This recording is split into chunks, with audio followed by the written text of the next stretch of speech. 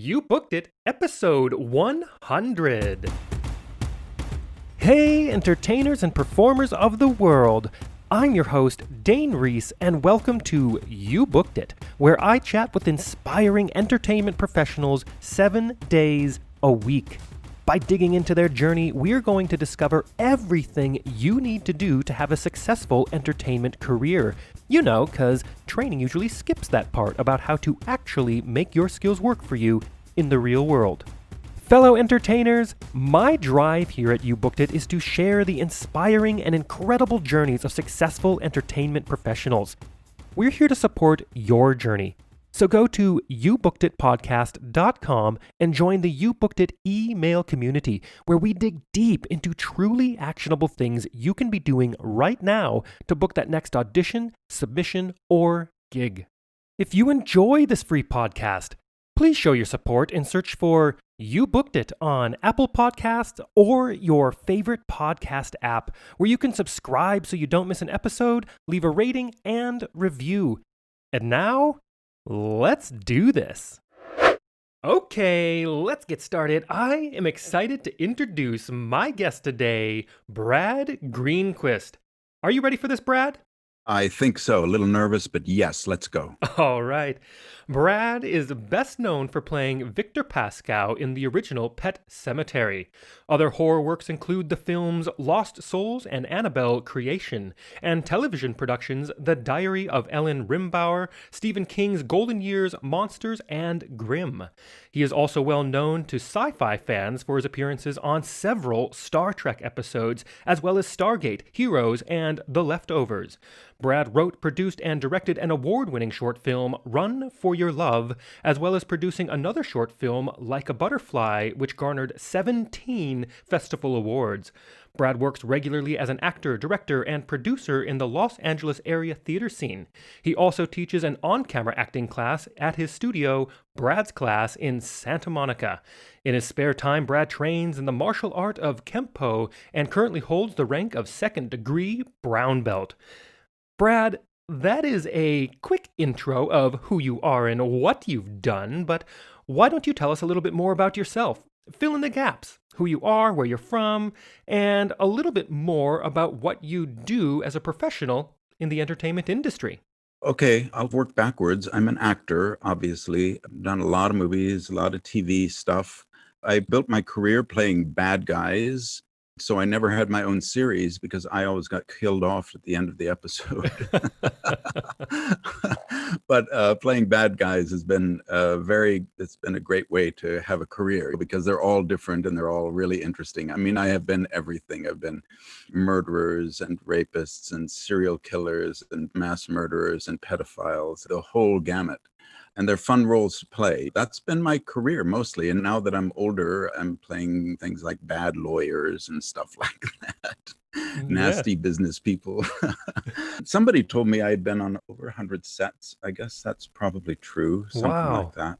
Yeah. And let's see, those other questions. Where am I from? I was born in Maryland and moved around. My father was in the Army, so we moved around a lot. And I ended up doing most of my growing up in Virginia, Northern Virginia, outside of Washington, D.C. And I went to college in Richmond. Then I went to New York, lived in New York for 10 years, and that's where I got my start acting.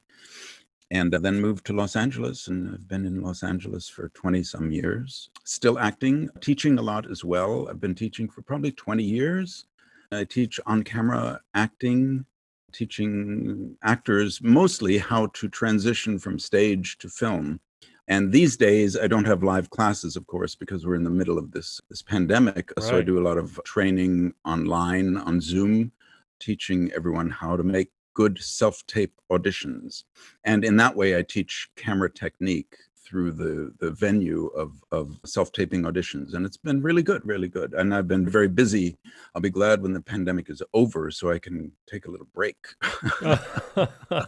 Yeah, I've been really busy. Apparently, there's nobody who teaches what I teach or the way I teach it around that anyone else knows of, because they all say, oh, I've never found anybody like you. So yeah, it's good. I guess I have something to offer. Yeah, that's brilliant. Yeah. And Let's move on to this section here. And Brad, look, I am a sucker for a good quote. What is your favorite quote you'd like to share with everyone? Okay, here's my favorite quote. It's been my favorite quote for many years. And it's a quote from Dostoevsky, the Russian writer Dostoevsky. He said, "This is not a pen, it is a prayer. One must have compassion for that." That's the quote. Yeah, I know. Head scratcher, right? Yeah, I'm sitting here thinking. That's why I'm so silent. I'm like, Yeah. I think I'm thinking that Let I've me got tell it. you But what yes, it please, means to please me. expand. This is not a pen, it is a prayer. One must have compassion for that. So Dostoevsky was a writer, of course. And for him, he wasn't writing. It was all a prayer. And the way I interpret this, and it means a lot to me, is that you have to hold your creative life. It has a sacred quality to it. You have to prioritize it. You have to honor it. And that is your prayer. It's a prayer to, I don't know to whom. It's a prayer to your own soul, perhaps. But many actors don't show up for themselves. Okay, they show up for other people. They show up for a rehearsal. They show up for an audition, but they don't show up for themselves. And this quote is saying, look, your creative life is sacred. You've been given this gift. You have to develop it. You have to develop it. And every act of creativity is a prayer, a wish, a hope that goes out to the universe. And maybe it comes back to you, maybe not. That doesn't matter. It's in the doing. And you have to honor that. You have to honor that you take time to do your creative work, whether it's acting, whether it's writing, whether it's music, whether it's painting, any of those things that society in general tends to go, oh, come on, don't do that. Come on out with us. You can paint anytime. Oh, you're just an actor. You don't work. No, you have your time and it's sacred and you do your work. And that's how you grow. That's what it means to me. Yes, I love that. And I really love how you said, oftentimes, us as artists, we show up for other people instead of showing up for ourselves. And when you said, we'll show up for a rehearsal, I immediately went to going to cleaning rehearsals or blocking rehearsals because I primarily come from the stage world. And I think any stage actor can relate to that feeling in a room when you're doing a really intense cleaning rehearsal where everyone doesn't really want to be there. You get that feeling and that vibe because it's tedious, hard work and takes a lot of focus to do those cleaning rehearsals. And I love that quote because you're like, you're not doing it just so you can make the product a bit better. It's also taking that opportunity to make you as an artist better. Yes, exactly. And a rehearsal that's giving to the production, but you have to give to yourself. You have to look at your creativity as a child that needs to be encouraged and that needs nutrition, needs food, water, exercise. And you need to do this every day. You need to, even if you're doing a play, you also need to do your work, whatever that might be, whatever creative thing that might be. It could be that an actor paints and that's how they exercise their creativity. Creativity, it's not like a rock that's just there. No, it's a little seed that has to grow. And the only person that can grow it is you. You have this child, and it's up to you whether that child lives or dies. That's and so creativity, whether it's in acting or writing or whatever, it doesn't matter.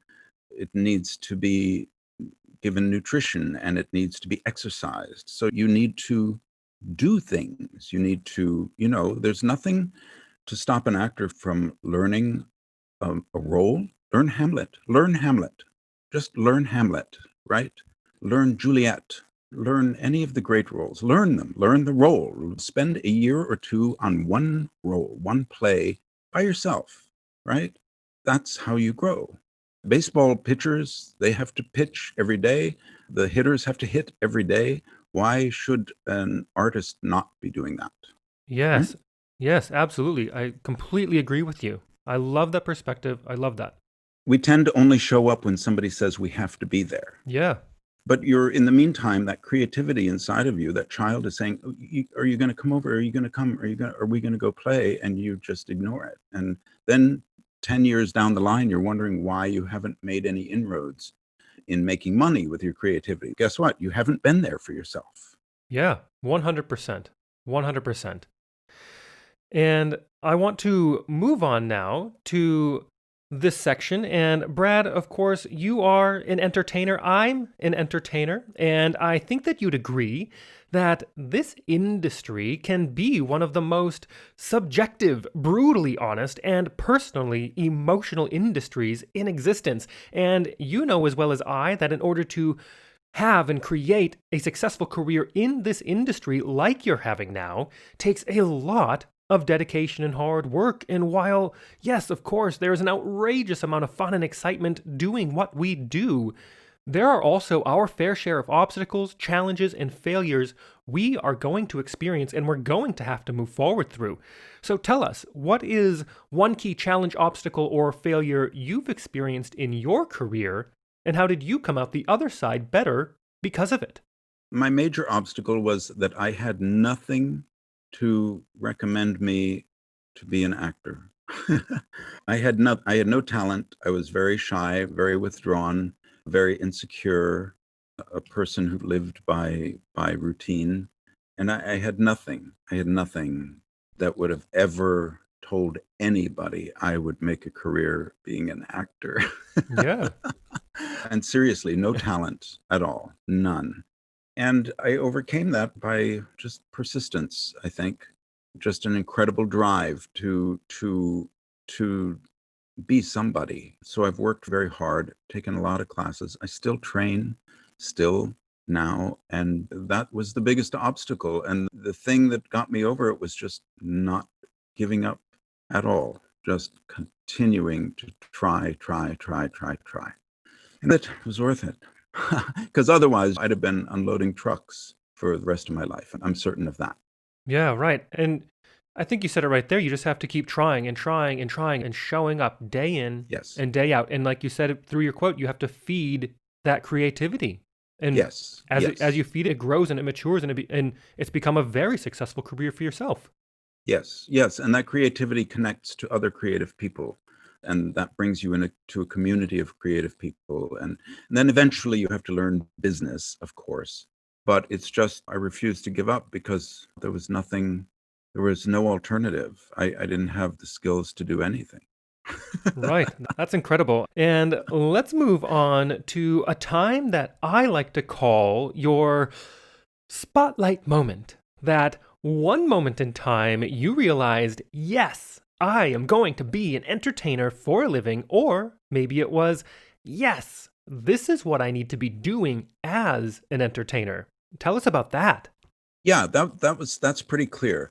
When I was probably 16, I went to see Marcel Marceau, the Hmm. French mime. I saw him at the Kennedy Center in Washington, D.C. And being 16, I bought the most expensive seat I could, which was the cheapest seat in the whole place, way up in the back of the third balcony, way up there. And so Marcel Marceau was about a centimeter tall. He was so far away down on that stage. But he kept 3,000 people, maybe 2,000. I don't know what the Kennedy Center holds, but the place was packed. There were no empty seats. And he just had them in the palm of his hand with no other actors, no words, just him, no other cast, just him on stage for 2 hours. And he had all those people in the palm of his hand. And when it was over, I was shaking. I was literally shaking. And I thought, oh Wow. my God, if I could do something like that, just something, that what I just saw was a miracle, an absolute miracle. Without even uttering a single word, he had everybody in the palms of his hands. So that's when I knew that this is what I had to try. I had to try. I've never kept 3,000 people entertained for 2 hours by myself. Maybe next year I'll do that. But that is what got me into this industry. I started taking classes in mime, and then I realized eventually that, oh, I am never going to make a very good mime. I'm not. I just don't have the body for it, the fluidity to do that in the way that I would like to do it. So I switched to acting, and that's worked out pretty well. Yeah, I love that story. I love that you said, I bought the most expensive seat I could afford, and it was the cheapest seat in the theater. I remember Yeah. I had the fortune of studying abroad in Vienna, Austria, and we went to the State Opera House, and I was a music major at the time, and I was like, nah, opera, kind of boring. But tell you what, I became a huge fan and lover of opera after that experience. But same thing, the most expensive seat I could find was a Euro 50 standing room seat for 3.5 hour opera. But you love Oh, it, you love it. But you yes. get to see the best people in the world for that. Yeah. Yeah. Yeah. There's some kind of magic, isn't there? When you see people that are so good at what they do, especially in performance. There's just, I don't know what it is, and I still get so enthralled at an amazing performance. I guess the most recent was seeing Elvis Costello perform live. Oh Oh yeah. man, it's a similar kind of thing. Just man, he was telling stories with his music, with sound that it was amazing, just amazing. Same kind of thing, though, because it Absolutely. doesn't really matter what the form is, whether it's opera or mime or theater or music. It's just, it touches you somewhere and picks you up, lifts you. Yeah, absolutely. And I want to piggyback on that question and let's talk about your number one booked it moment. Walk us through that day, the auditions and callbacks, if they happen to be a part of it. What was going on in your life, and what about that moment makes it your favorite booked it moment? Well, I'll give you one of my favorites because I have Great. lots of favorites. I can imagine. This was when I was in New York. I'd been there for about a year, and I was waiting tables, had no money at all, and there was an equity call, they were called EPA, Equity Principal Audition, which is a cattle call for people to come in, and they sit there and watch the audition, everybody 1 minute at a time, actor after actor after actor, and it was for a Broadway production of Tennessee Williams' Night of the Iguana. But there was some misprint in the paper in backstage, and they changed the date at the last moment. And so I went in and there was nobody there. And usually you have to wait in line. You have to get there at 7 in the morning and wait in a line until 9 in the morning and sign up and then come back at 2 or something like that. But there was nobody there. So I was able to go in right away, and I did this audition that was really very good, just a monologue.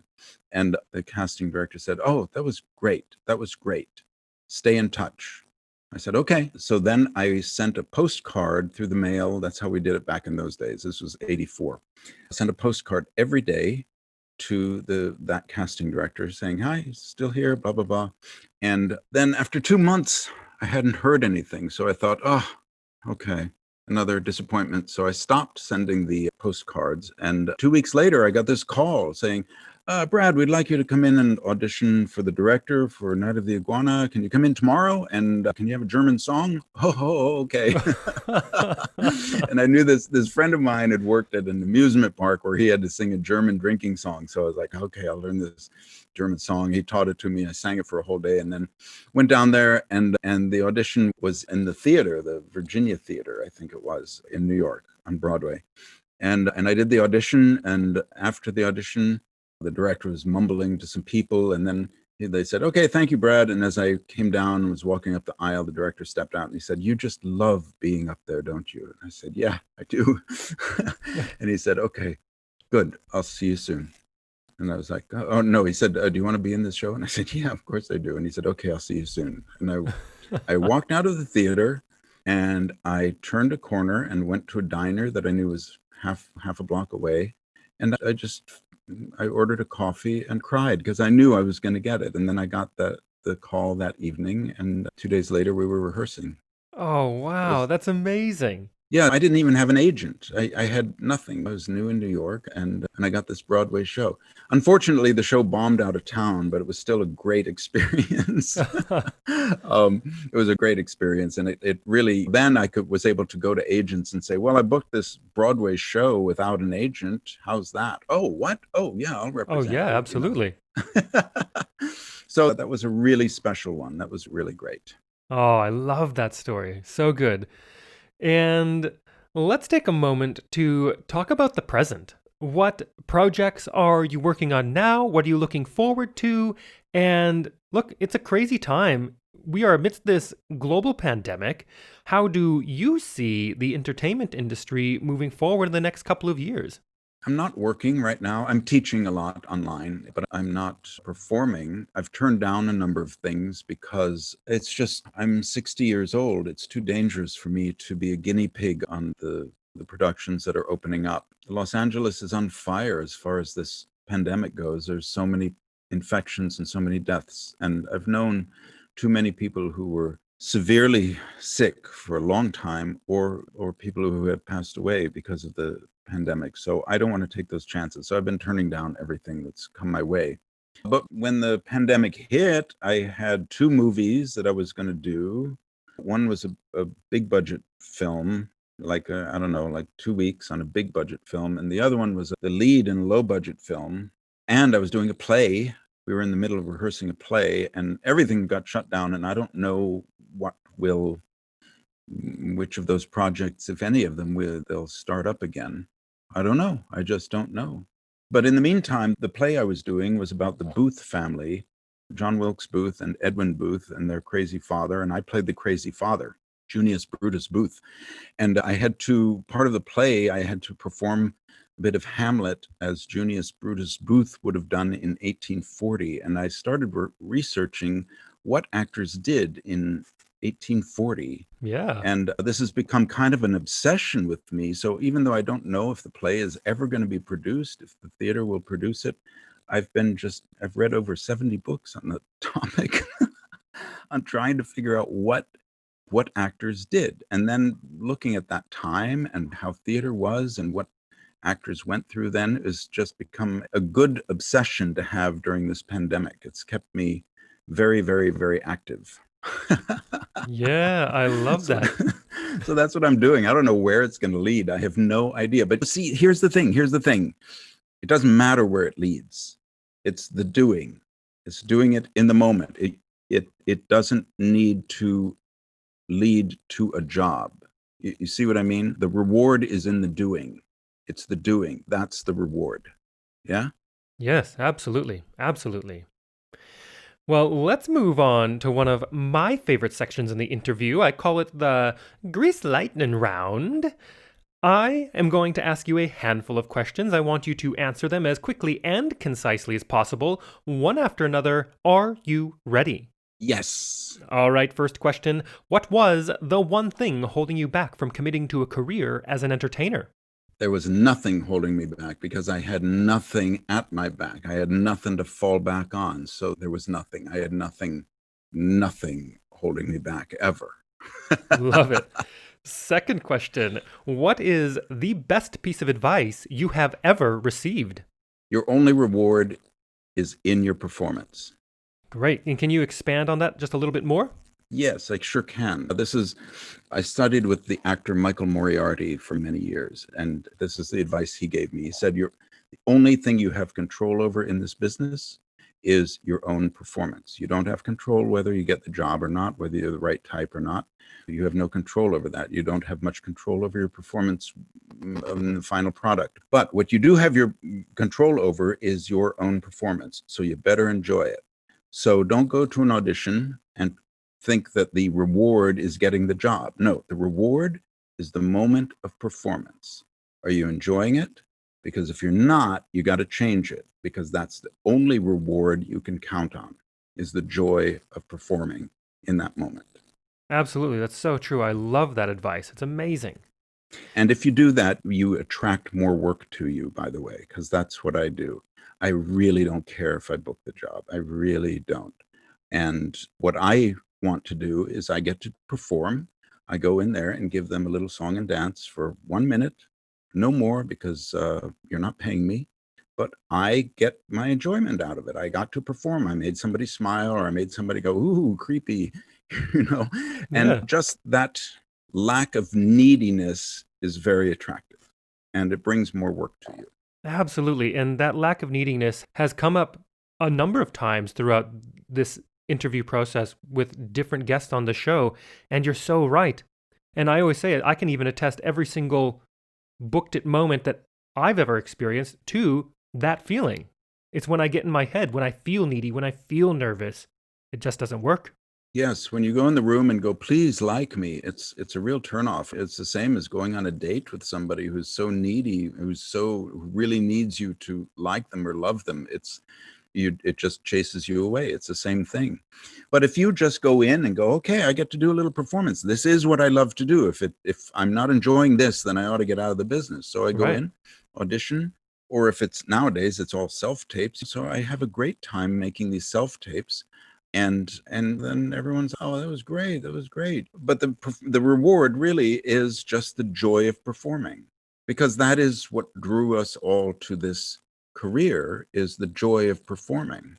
If that's not what drew you to it, then you need to change. You need to do something else, Yes, agreed. you know? And the third question, what is something that is working for you right now? Or if you'd like to go pre-COVID, what was working for you before our industry went on pause? Oh, I think just what I said. I really don't care if I book something. Yeah, There's things perfect. I'd like to book, but I know that as soon as I get my heart set on it, I'll be disappointed. So I don't really care. This comes with age too. I've done a lot of work, and it's great. Most projects were great. Some maybe not so great, but I've worked with a lot of really wonderful people. And I will again, and I know that. So it doesn't matter to me, and that's a good thing. It's a really good thing. Yes. And the fourth question, what is your best resource? Whether it's a book, a movie, a YouTube video, podcast, maybe a piece of technology that you found is helping your career right now. Oh, there's this book that helps all the time. William Goldman's book, Adventures in the Screen Trade. William Goldman was a screenwriter, brilliant screenwriter. And this book, it was written in the 80s, I think. It really lays out what Hollywood is all about. Hmm. Adventures in the Screen Trade. It's about power, it's about stardom, it's about how the industry really works. And if I were teaching a college class, and I had actors, it would be required reading, because it really gives you a whole new perspective on what Hollywood is really doing and how you fit into that puzzle. Oh, that's amazing. I mean, just that last sentence right there of saying understanding how you fit into that puzzle is everything because Yes.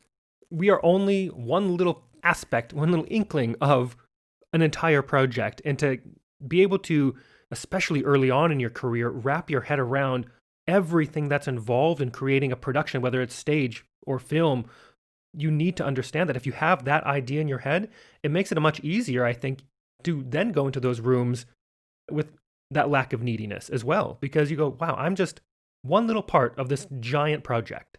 Yes. And then you go in not thinking so much about, do they like me, or what can I do, but Yeah. rather, what what problems does this scene have that I can solve as an actor?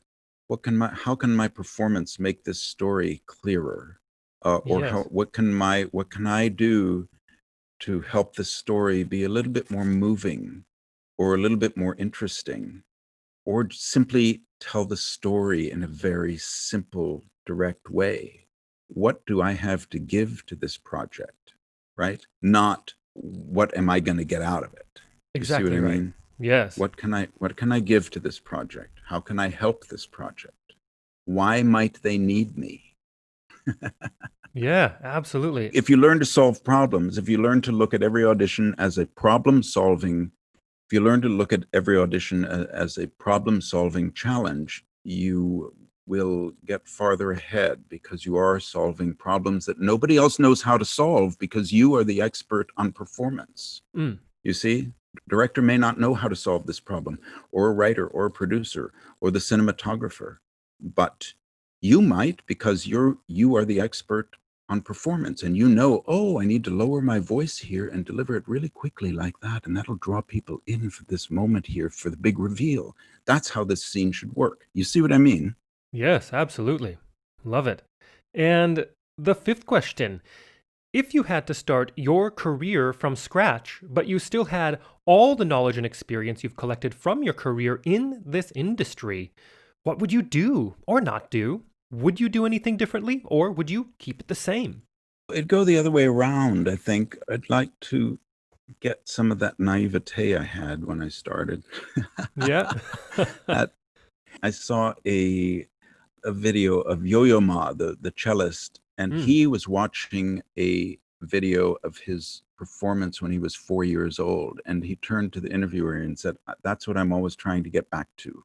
And I think as all performing artists are trying to get back to that roughness that we once had. We get so polished and so good after a while, and it is nice to get back to something that is rough and you don't know that it's rough.